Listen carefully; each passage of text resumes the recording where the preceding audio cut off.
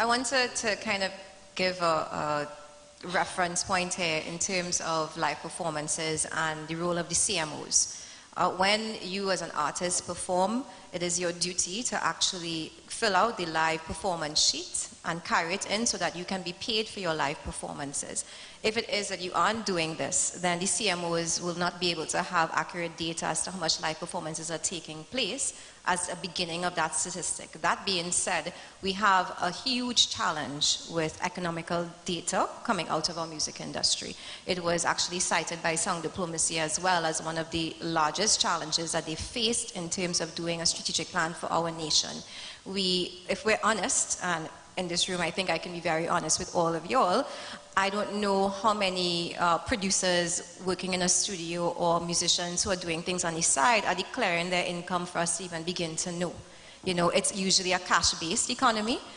Somebody will come into a studio, they might get something done, they may pay in cash, they may go their way. That person, that producer may not even track the income for themselves. They may spend it on a bill immediately or spend it on food immediately. They're not necessarily doing accounts. There's a huge part of the business aspect of the industry and the accounting part of the industry on a personal music level in terms of the practitioners that needs to be established for them to even begin to give the data that you're asking about.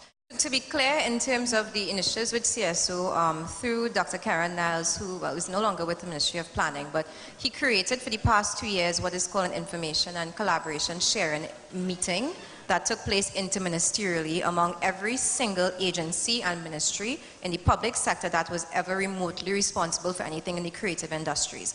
All the way from people like us, straight through to UTT and UE in education, straight through to CSO themselves. So we have begun discussions with them. They are aware of our need to work with them in order to bring the data and the collection into a more best practice way with the type of metrics that the rest of the world is using to track it. And I mean, the truth is that our greatest dependency for the success of that will be the stakeholders themselves, will be the practitioners, whether they want to share the data, whether they will reach a place where they do trust us enough to know that this data is going to be important for studies like yours, for us to be able to show that the music industry is generating revenue for this country and therefore needs to be invested into even more so that we can build it in a bigger way. As I said in my opening comments, the way I see this is a big collaboration. We had a meeting, another agency I work with, recently with IPO. And the bottom line with all of this is we all have to work together to make this thing happen.